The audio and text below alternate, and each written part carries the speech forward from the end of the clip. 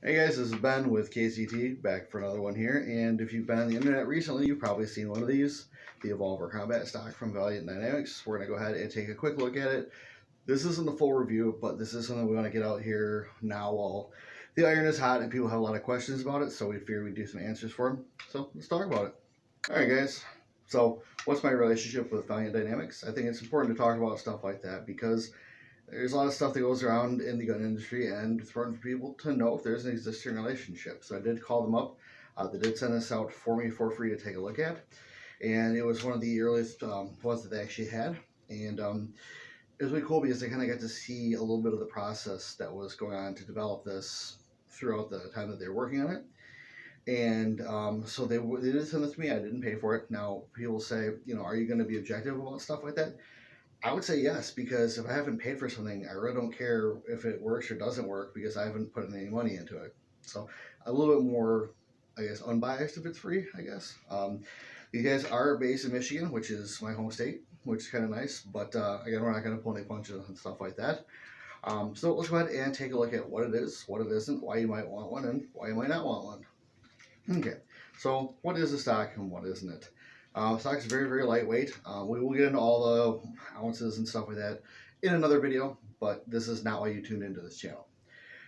So basically what it is, the kind of claim to fame is you have an adjustable rear end, much like your mother, and it goes into 8 pleasing positions, also similar too. Jokes aside, guys, basically what this is designed to do is work with body armor and also like load bearing gear. So if you ever had like an LBE with like really puffy straps and things like that, this is basically made to go around said gear and give you a good stable firing platform. You can actually kind of turn this and sort of dig it into, not the sling per se, but your load bearing gear, and actually kind of use that to kind of hook it in and give yourself a nice stable shooting platform. Now, the question is how does this work if you don't have body armor or you don't intend to get some? For me, I've got kind of some lower back injuries right now, so wearing plates really isn't that big of an option for me. So what I wanted to do was kind of test it out and see, okay, if you're going to run around in a t-shirt, what can you expect of this thing? The first thing is you need to set your expectations, because this is something that's kind of interesting in the terms of it is not probably what you think it is. The first time I saw it, I kind of had the idea that people were going to be switching this stuff on the fly. And you're, oh god, I'm going to run around this corner, oh, I'll turn this. No, you're not. That's not how that works. But it is something that you can kind of set that gives you a little bit of an advantage with a stock compared to a traditional stock if you're able to work at it. Now, it is a training issue, so that's very, very important to note right off the bat. So there's no way to go and wax around it, and I would be lying if I didn't say it's true. But a training issue is presented in the sense that it is not your typical stock. Now, I had the same thing the first time I used like the old F93, the Ergo stock, which became the Uber. I did not know how to use that stock to save my life. So that was one of those stocks that I had to actually go back and look at, kind of train around compared to your standard collapsible car stock or mow stock or whatever. So this is not something that you're going to pick up and go, generally. So just be aware that that's a thing, and if you're able to work around that, if that's something that works for you, awesome. If not, then it may not work for you. But just running this with sort of a t-shirt, there's a couple things I noticed. One, I like the sling placement, sling mount, and it's just a little regular QD, and that is, they do have actually a metal insert there in the polymer to keep that in there. We've not drop tested or just done destructive testing on it yet, because you want to go out and do the review for it first. Personally, I do like the footman's loops they put in here. You see on the side there. And what I've done normally is I'll traditionally run the loop all the way through and around, as opposed to just kind of coming through like one side here or one side there. Of course, just throw a little op band there for bundling up my stock or looking cool, try to see whatever. So one thing you'll notice is the thing is long. I mean, this is long. You don't know how much it is? And that is specifically because it is a closed-ended stock that does have that rotational capacity there.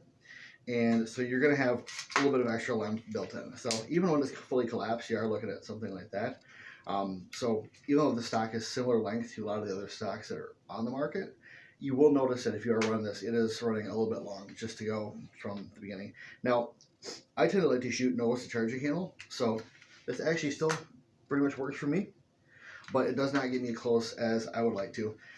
just the way that I shoot personally. Now, if you are running something like an LPVO or something where your eye relief is very fixed and very unforgiving, this may or may not be something that's good for you.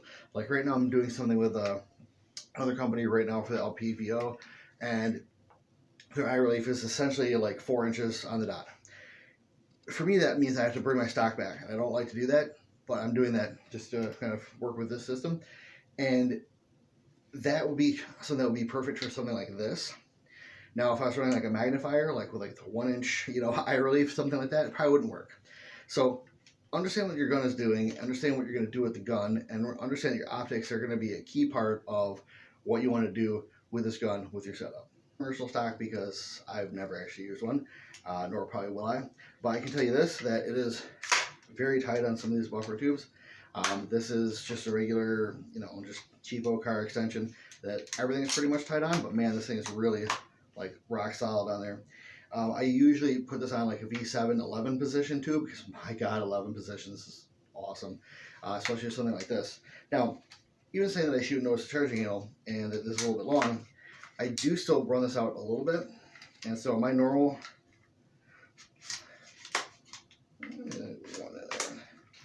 something like that. Now, when I went to work on the stock originally, I did have a little bit of an issue just being a t-shirt guy, for the simple fact that I'm really kind of missing a lot of the design purpose for this. However, it is designed to work whether or not you have a body armor setup. And what I found is that some very interesting things kind of popped up from use of this stock. Number one, I found that normally when I'm running, especially if I'm running like near walls or obstacles or indoors, I tend to camp my rifle inboard, because my little tiny thumbs there try to get on that pressure switch and run that light. So, it's an embarrassing stroke, guys, sorry. But typically what I'll notice is I won't have it up like this, I'll have it in like that. Well, by clicking this one click out, now I have the same body mechanics, the same weld, as if I was just trying to run this gun straight vertical. So that kind of helps with my natural things. I tend to do it, and I've not been able to train that out, so I've basically accepted the fact that I'm going to keep doing that in a high-stress situation. So having something that kind of adapts to that is really nice. The other thing that's nice, too, is that regardless of what you do with the rear end, you're not changing anything in terms of how your stock is set up, the sling is set up. I've seen people that saw, like maybe back at SHOT Show, or they did a demo a little bit a long time ago, and people thought the whole thing turned on the buffer tube, and it's not the case, just the rear. The other thing I found out too is that having tall optics, like in this case, this is just a Monstrum mount, but it is one of their like adjustable risers. You can kind of see there how it's a little adjustment there. This is really what kind of put things together for me. I was running a lot of much lower profile optics in terms of just what was on the gun, whether it was like a lower, even like a lower 1/3 or just regular absolute co-witness. Once I just hit this thing and just cranked it all the way up to the top, it was so much nicer. Just being able to just run that gun and just having an upright head position, it is great. So if you're using one of these things and maybe you're struggling to get your position down with the optics, I would suggest a higher mount. I'd really like to almost go to like a 193, but I don't know. That's maybe too much for me. So we'll see. But yeah, running it inboard there and running a higher optic was really the treat for this thing. Now, the butt pad, as we'll see here, is extremely aggressive and does have the little spur catch there. The mechanism is very, very sturdy. I've not had any issues with it breaking. It makes a nice loud noise there. Oh no, people can hear you do it in real life. No, stop. But yeah, there's definitely a good texture to that butt pad there. You can see. And this is a little bit more, obviously again, for body armor, but I tend to kind of like push my shoulders forward when I shoot. And so this actually works out really, really well for me. Now, let's get into why you might want it, why you might not want it, and what my overall thoughts are. And again, we will do a more detailed video in the future, but this is something that we wanted to show people because, again, this is coming up a lot online, a lot on Facebook, a lot on Instagram. People asking, whoa, what is it really about? Is it a gimmick? Let's take a look. So the question is this a gimmick? Is this an answer looking for a problem? I would say no. And I would say that for a couple reasons. Number one, not knowing them personally, but actually just looking at the background for some of the guys that are involved in this project, they're not keyboard warriors. They're not people that just said, "Oh shit, let's put some, crap in the back of a stock and run it." There's a lot of thought that went into this. There's a lot of engineering that, again, we'll get into later, production, all this crazy stuff that leads me to believe that this is not like just some Mako catalog product or some bud cake nonsense. Now that said, is it gimmicky? No. Is it a solution looking for a problem? No. But is it a solution to one of your problems? So if you run, let's say just normal t-shirt, things like that, this is great. I know that there are better stocks out there, and I'll be honest to say that, like, personally I like to run like a SOP mod type stock just for the cheek weld. But for something like this, I really like, because it does give you a chance to do different things with the gun, including, like, if I go ahead and if I'm shooting from the bench, then I can actually go ahead and work out however I want to do this in terms of being able to move the rifle. Because a lot of times when I'm shooting, we'll be shooting from unconventional positions, not necessarily just, behind the behind the normal bench.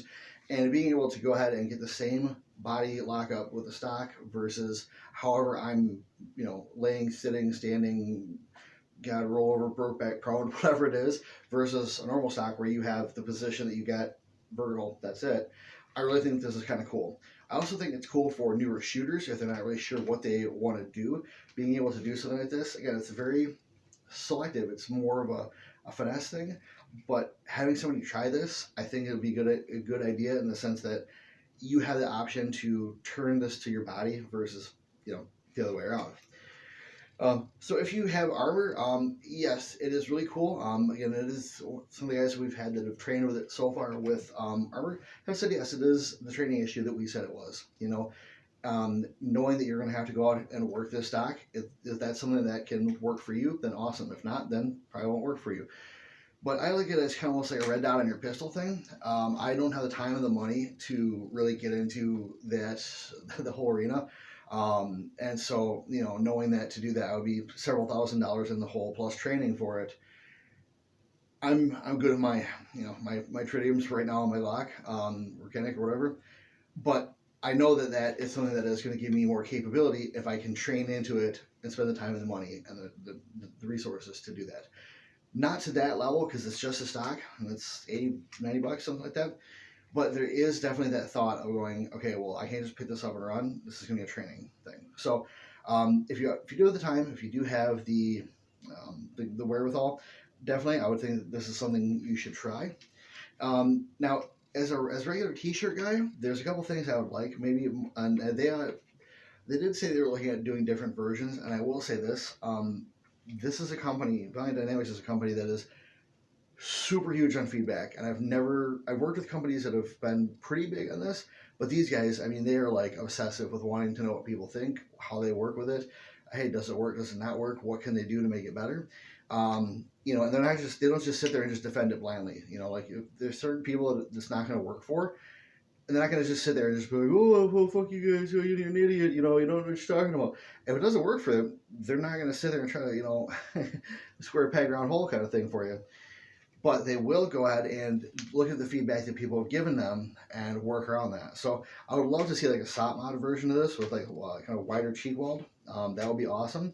And then personally, for a guy that runs in just the t-shirt, I might actually end up cutting this down just a hair. And I know, blasphemy, guys, please.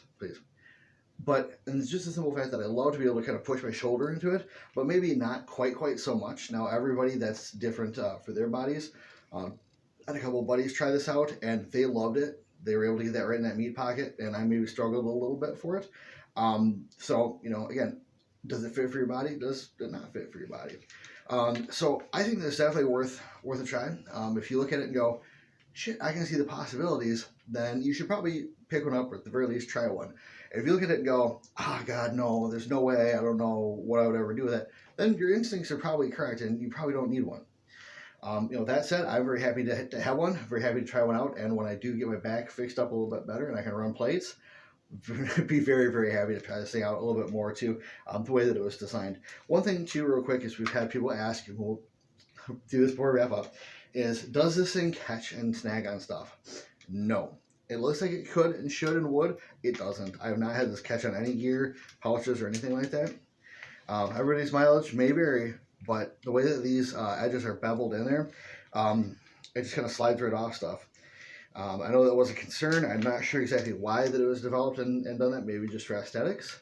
But no, I've had it not have it snag on anything. And also, they do go ahead and cut that down a little bit for your charging handle. Slide it over there. So even when it's pushed up fully, you still get a good smooth charge on there. So, guys, that is pretty much all that we've got for you today. Definitely like, share, comment, and subscribe. Tell us what you think. Do you like the stock? Do you not like it? Do you want to try one? And we'll go from there, guys. Thanks again for tuning in, and you have a great rest of your day.